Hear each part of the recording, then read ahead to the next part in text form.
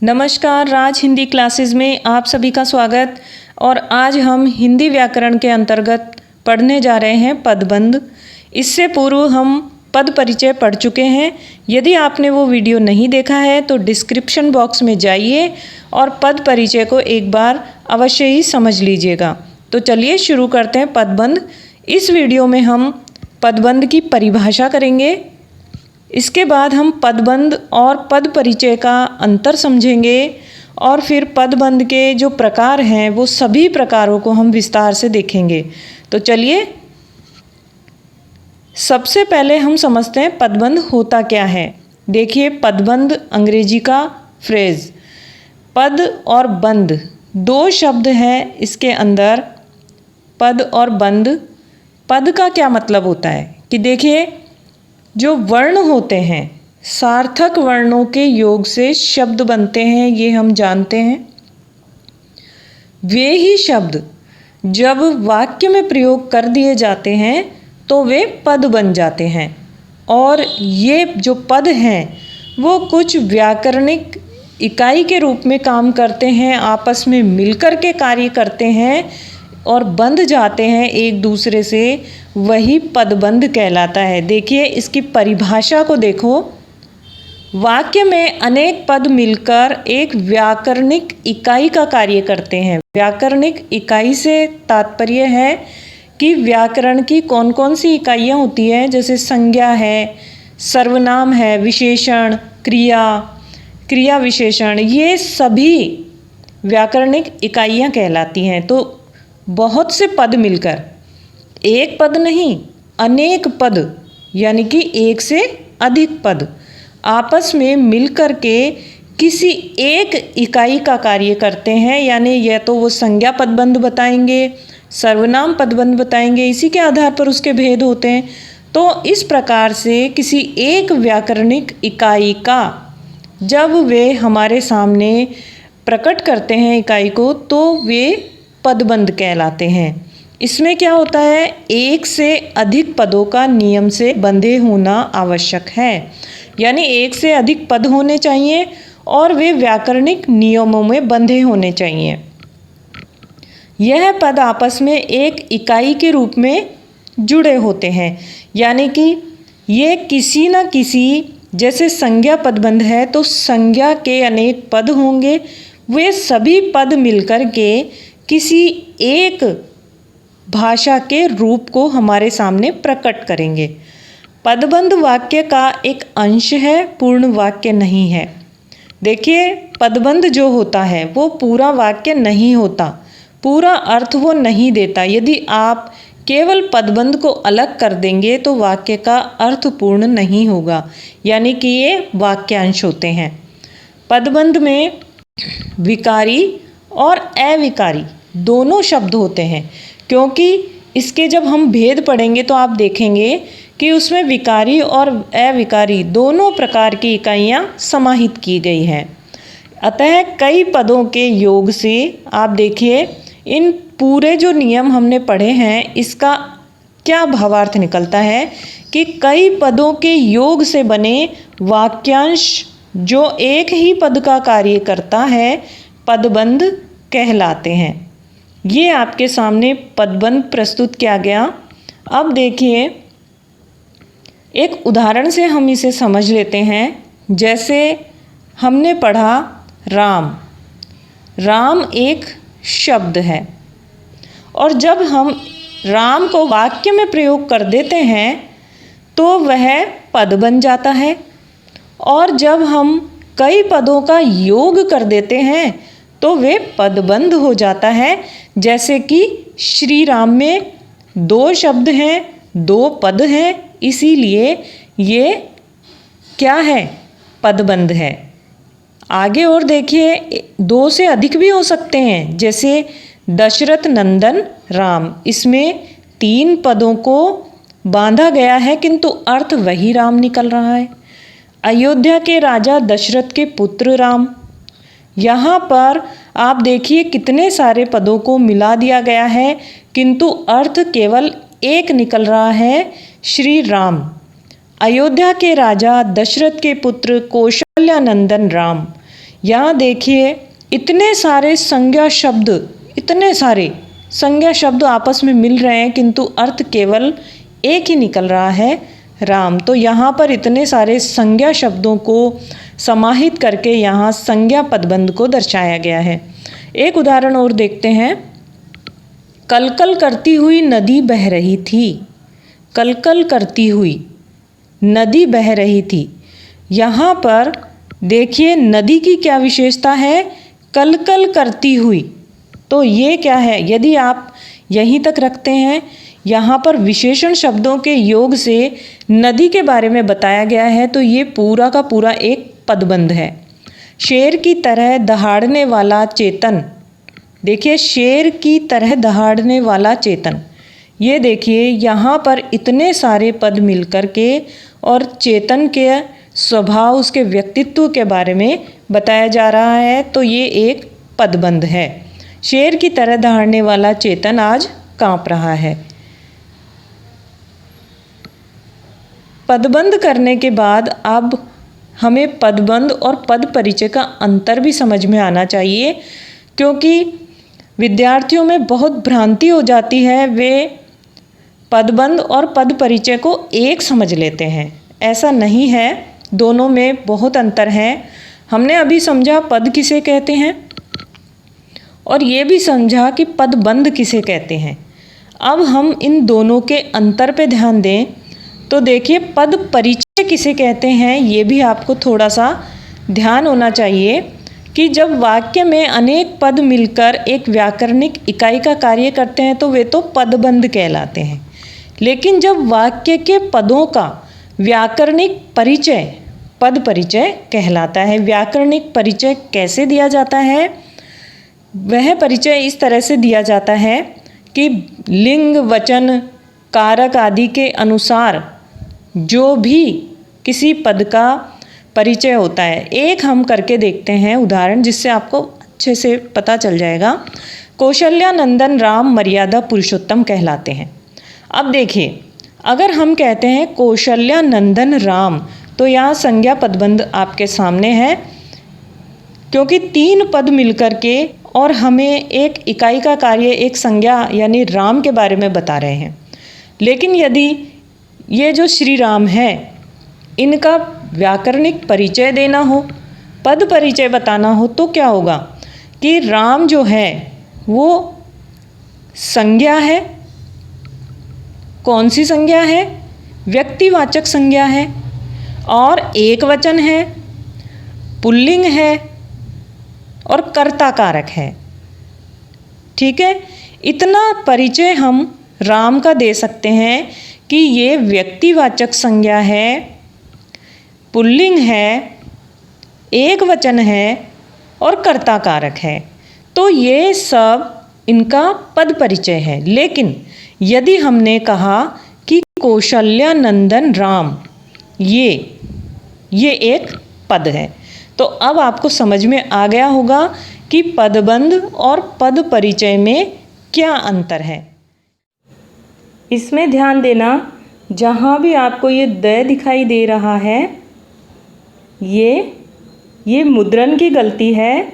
इसे आप इस प्रकार पढ़ेंगे, बंध। ये ध है, द नहीं है। अब हम पदबंध के प्रकारों को देखते हैं। प्रकार हमने आपको बताया था कि व्याकरणिक इकाइयाँ जो हैं, संज्ञा, सर्वनाम, विशेषण, इन्हीं के आधार पर ये पदबंध प्रस्तुत किए जाते हैं और इन पदबंधों के प्रकार भी उसी आधार पर किए गए हैं, भेद उसी आधार पर किए गए हैं। जैसे कि संज्ञा पदबंध है तो संज्ञा के पदों का बताएंगे, और सर्वनाम पदबंध है तो सर्वनाम शब्दों के बंध होंगे, पदबंध होंगे। विशेषण पदबंध हैं, क्रिया पदबंध है। तो आपको एक चीज़ ध्यान रखना है कि इसमें विकारी और अविकारी दोनों होते हैं। देखा जाए तो 5 प्रकार के होते हैं पदबंध, किंतु यहाँ पर हम 8 प्रकार के करेंगे, क्योंकि माध्यमिक शिक्षा बोर्ड ने इसी प्रकार बताया और हम उसी प्रकार से यहाँ पर अध्ययन करेंगे। तो संज्ञा, सर्वनाम, विशेषण और क्रिया, ये 4 तो हो गए आपके विकारी पदबंध। और क्रिया विशेषण, संबंध बोधक, समुच्चय बोधक और विस्मयादि बोधक, ये हम जानते हैं कि अविकारी होते हैं। तो इस प्रकार से विकारी और अविकारी दोनों प्रकार के इसमें समाहित किए गए हैं। अब आगे चलते हैं, इन प्रकारों को अलग अलग समझते हैं इनके उदाहरण के माध्यम से। जैसे संज्ञा पदबंध यदि हम देखें तो वे पदबंध शब्द जो वाक्य में संज्ञा का कार्य करते हैं, यानी बहुत सारे पद मिलकर के और किसी संज्ञा के बारे में हमें बताते हैं, तो वे संज्ञा पदबंध कहलाते हैं। जैसे उदाहरण देखिए, पैर में लगी चोट के कारण चल नहीं पा रहा हूँ। इसमें आप ध्यान दीजिए, पैर में लगी चोट, यहाँ चोट के बारे में बताया है, पूरा पद है यहाँ पर, तो ये संज्ञा पदबंध है। यदि आप यहाँ तक लेते हैं, पैर में लगी गहरी चोट, चोट के बारे में है, संज्ञा पदबंध है। यशोदा नंदन कृष्ण बड़े नटखट हैं, तो यहाँ यशोदा नंदन कृष्ण जो है 3 पद हैं, किंतु यहाँ पर एक कृष्ण के बारे में बता रहे हैं, तो ये संज्ञा पदबंध है। लंका का राजा रावण, यहाँ देखिए लंका का राजा रावण, रावण क्या है? संज्ञा है। जम्मू जाने वाली गाड़ी, गाड़ी क्या है? जातिवाचक संज्ञा है। तो जम्मू जाने वाली गाड़ी आज देर से आएगी, यानी कि जम्मू जाने वाली गाड़ी एक पदबंध है।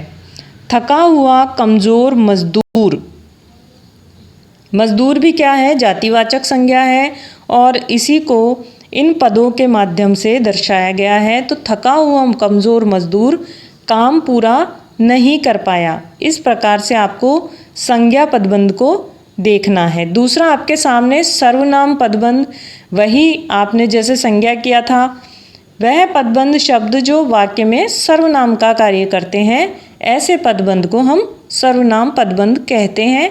जैसे भाग्य के भरोसे रहने वाला मैं हार गया, यहाँ देखो भाग्य के भरोसे रहने वाला, वाला क्या है?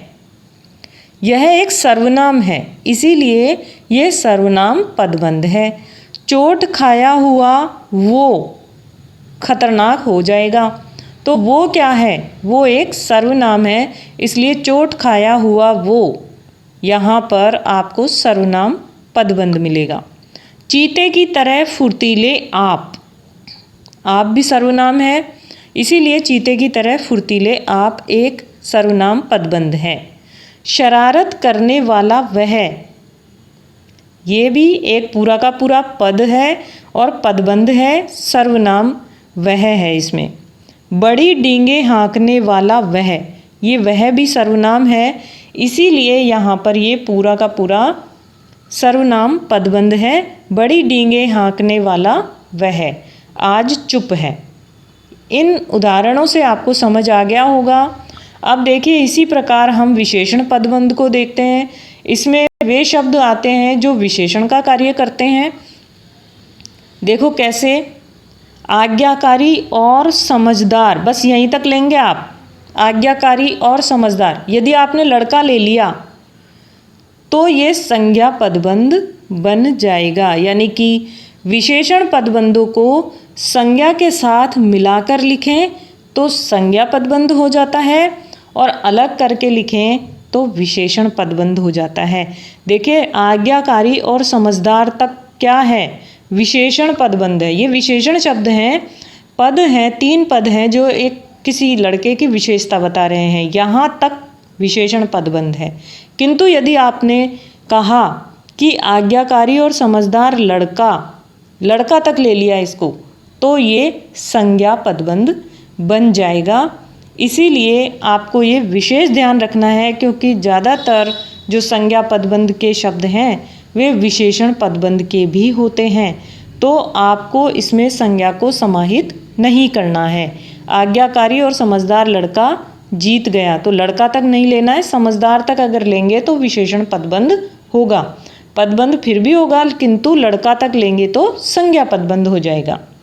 हल्के रंग के सूती कपड़े पहनना चाहिए, हल्के रंग के, यहाँ तक आपके विशेषण पदबंध है। सूती क्या है? सूती कपड़े, सूती तक है हल्के रंग के सूती, सूती भी विशेषता ही है। कपड़े संज्ञा शब्द है, इसलिए कपड़े हमें इसमें नहीं लेना है। सुंदर और साफ स्वच्छ, ये क्या है? ये विशेषण पदबंध है। सुंदर साफ और स्वच्छ लेख लिखने वाला मोहित। शेर की तरह बलवान दारा सिंह कुश्ती में जीत गया। यहाँ पर शेर की तरह बलवान तक लेना है, यहाँ तक ये विशेषण पदबंध है। यदि आपने दारा सिंह को जोड़ लिया तो ये संज्ञा पदबंध बन जाएगा। चटपटी स्वादिष्ट और ताज़ा लक्ष्मी नमकीन। चटपटी स्वादिष्ट और ताज़ा, यहाँ तक ये विशेषण पदबंध है। इसी प्रकार चौथा प्रकार है क्रिया पदबंध। इसमें क्या होता है? इसमें वे पदबंध शब्द आते हैं जो वाक्य में क्रिया का कार्य करते हैं। जैसे कि जल बहता जा रहा है, यहाँ जा रहा है ये 3 पद है और क्रिया को दर्शा रहे हैं, जाने वाली क्रिया को। इसीलिए ये जो बहता जा रहा है इसमें आपको क्रिया पदबंध है। वह वापस आकर कहने लगा। आकर, आना भी एक क्रिया है और कहना भी एक क्रिया है, 2 क्रिया है इसमें। तो कहने लगा जो है वो आपका क्रिया पदबंध है। वह दौड़ता जा रहा है, यहाँ भी क्रिया पदबंध है, आप क्रिया को समाहित कर सकते हैं इसमें। दौड़ता जा रहा है एक क्रिया पदबंध है। पूर्णिमा को पूरा चांद दिखाई दे रहा है। पूर्णिमा को पूरा चांद दिखाई दे रहा है, तो दिखाई दे रहा है क्रिया पदबंध है।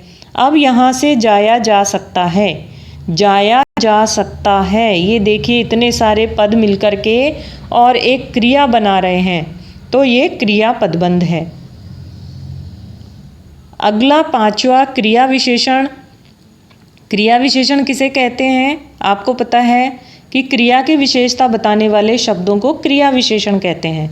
तो वे पदबंध शब्द जो वाक्य में क्रिया विशेषण का कार्य करते हैं वे क्रिया विशेषण कहलाते हैं। उदाहरण के रूप में देखिए, वह बहुत धीरे धीरे चलता है। यहाँ चलना क्रिया है, देखिए यहाँ चलना क्या है? क्रिया है, चलता है। और कैसे चल रहा है? धीरे धीरे, धीरे धीरे चल रहा है। तो ये जो पूरा का पूरा है ये क्रिया विशेषण पदबंध है। यहाँ पर क्रिया की विशेषता बताई जा रही है, इसलिए क्रिया विशेषण है। आज खूब पेट भरकर खाया, भर कर खाया, ये क्या है? ये क्रिया विशेषण है। सोहन घर से लौट कर आया, तो घर से लौट कर आया, तो लौट कर आया ये क्रिया विशेषण हो गई। वह घबराकर तेज तेज चलने लगा। कैसे चला? तेज तेज, ये देखिए अव्यय शब्द हैं ये। तेज तेज, लौट कर, भर कर, धीरे धीरे, ये सब अव्यय शब्द हैं, क्योंकि क्रिया विशेषण जो है वो अव्यय शब्द हैं, यानी कि अविकारी शब्दों में शामिल है। तेज तेज चलने लगा क्रिया विशेषण। वह बहुत धीरे धीरे उठा, धीरे धीरे उठा क्रिया विशेषण पदबंध है। अगला आपके सामने संबंध बोधक पदबंध। वे पदबंध शब्द जो संबंध बोधक का कार्य करते हैं, संबंध बोधक शब्दों का कार्य करते हैं।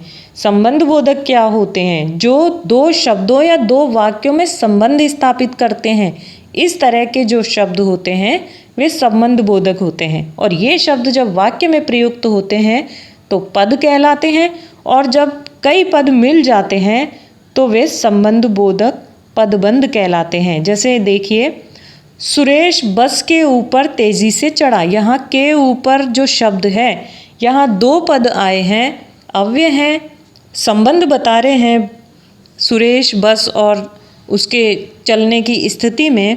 तो यहाँ पर के ऊपर जो है वो संबंध बोधक पदबंध है। यहाँ पर संबंध बोधक जो शब्द हैं वो 1 नहीं होने चाहिए, 2 अवश्य ही होने चाहिए, या 2 से अधिक भी हो सकते हैं। राम के सामान की ओर चोर आया। अब देखिए की ओर क्या है? की ओर संबंध बोधक पदबंध है। लड़का तालाब के बीच चला गया, के बीच संबंध बोधक पदबंध। मोहन के मन के भीतर कुछ चल रहा है। के भीतर क्या है? ये संबंध बोधक पदबंध है। अब आपको समझ आ गया होगा। सातवां आपके सामने समुच्चय बोधक पदबंध। वे पदबंध शब्द जो समुच्चय बोधक का कार्य करते हैं। जैसे देखिए, राधा अपना कार्य समय पर करती है क्योंकि वह मेहनती है। दो वाक्यों को कौन जोड़ रहा है? क्योंकि। अब यहाँ आप कहेंगे कि ये क्योंकि जो है वो एक ही शब्द है। नहीं भाई, यहाँ क्यों और की दो शब्दों के योग से यह शब्द बना है। दो शब्दों के योग से बना है, इसीलिए ये दो पद हैं, यानी कि समुच्चय बोधक पदबंध है। आयुष कार्य करता है कभी, किंतु परंतु नहीं करता। यानी आयुष कार्य करता है कभी भी, किंतु परंतु नहीं करता। किंतु परंतु दो पद हैं और ये समुच्चय का कार्य कर रहे हैं। काम कर लो नहीं तो डांट पड़ेगी। नहीं तो ये समुच्चय बोधक पदबंध हैं। भलाई के लिए अगर मगर नहीं करना चाहिए। भलाई के लिए अगर मगर, ये क्या है? ये अव्यय शब्द हैं, समुच्चय बोधक हैं, इसीलिए ये समुच्चय बोधक पदबंध है। यहाँ देखिए, आपको जैसे जैसे रात हो रही है वैसे वैसे अंधेरा बढ़ रहा है। तो यहाँ जैसे जैसे और वैसे वैसे क्या है? ये समुच्चय बोधक पदबंध हैं। अगला देखो आपके सामने विस्मयादि बोधक पदबंध। विस्मयादि बोधक शब्द तो आप जानते ही हैं। वे पदबंध शब्द जो विस्मयादि बोधक का कार्य करते हैं। जैसे हे राम, या ये जो है ये विस्मयादि बोधक चिन्ह है आपके सामने। यहाँ विस्मयादि बोधक शब्द एक से अधिक होने चाहिए, एक नहीं होना चाहिए। जैसे हाय, हे, इस तरह के नहीं होने चाहिए, दो अवश्य ही होने चाहिए। जैसे हे राम, ये क्या है? ये दो पद हैं और ये मिलकर के विस्मय का बोध करा रहे हैं, इसलिए विस्मयादि बोधक पदबंध है। बाप रे बाप, अब क्या करने वाले हो? यहाँ भी देखिए बाप रे बाप, ये तीन पद हैं, इसलिए ये विस्मयादि बोधक पदबंध है। छी छी, इतना गंदा मोहल्ला, यहाँ देखिए छी छी, दो पद हैं और मिलकर के पदबंध बना रहे हैं। उई माँ, यह क्या हो गया? उई माँ क्या है? विस्मयादि बोधक पदबंध। वाह वाह, क्या स्वाद है, यहाँ पर वाह वाह दो बार आया है। यदि हम केवल एक बार कहते वाह क्या स्वाद है, तो वाह क्या है? एक पद है, एक शब्द है जो वाक्य में प्रयोग हो करके और पद बना। किंतु जब हमने इसको दो बार लिख दिया, इसका मतलब ये विस्मयादि बोधक पदबंध बन गया। तो अब आपको पूर्ण रूप से पदबंध समझ आ गया होगा और ये भी आपकी जो भ्रांति थी वह दूर हो गई होगी कि पदबंध और पद परिचय में कितना अंतर होता है। यदि आपको वीडियो पसंद आया, आपको सब कुछ समझ आया, तो लाइक कीजिए, शेयर कीजिए और सब्सक्राइब कीजिए।